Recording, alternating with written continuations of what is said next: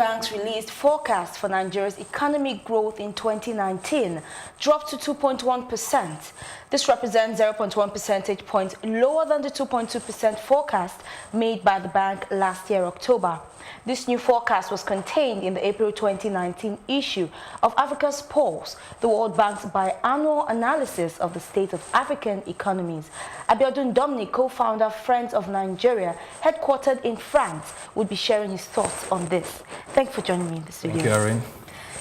An expected decline in our economic growth by the World Bank, while we're still trying to grapple around paying, funding our debt. What can you make out of this, really? Thank you. The reason is simple. We should also expect that this really was a forecast.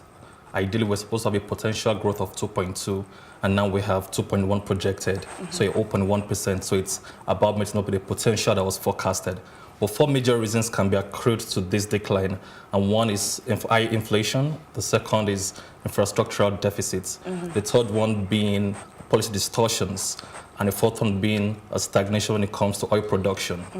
And beyond having that, sphere, we should also know that this doesn't just influence Nigeria's GDP.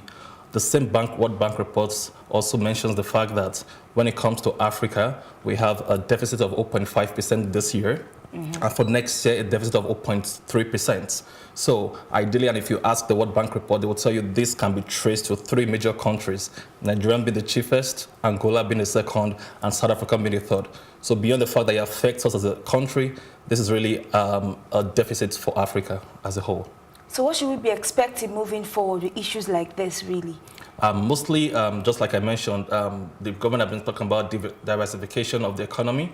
This is the best time really to begin to move from talks to action.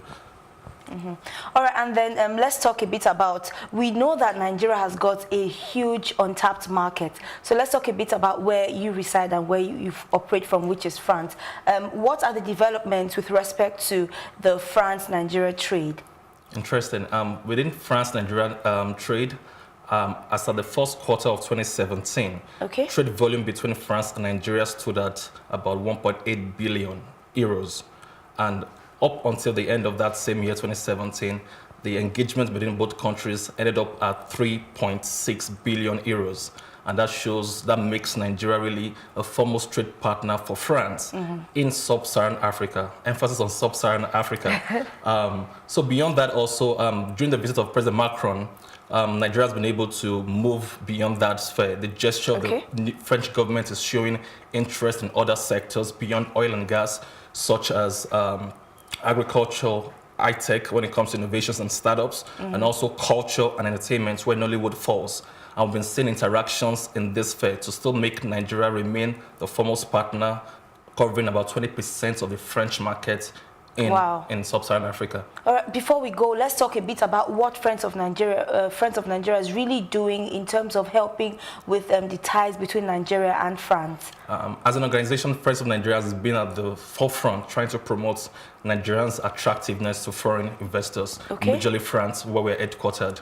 Last year, to be precise, we worked with 7 state governments at the biggest agricultural event called Salon de l'Agriculture, and we're able to get 7 state governments to work with French investors. Just 2 weeks ago, we brought about 7 to 10 French investors to the landmark center for the agro trade fair. So the market is there, exactly. It is. All right, okay. We're out of time now. I wish we had more time to talk about this, but thank you for joining me in the studio. A pleasure. Thank you so much.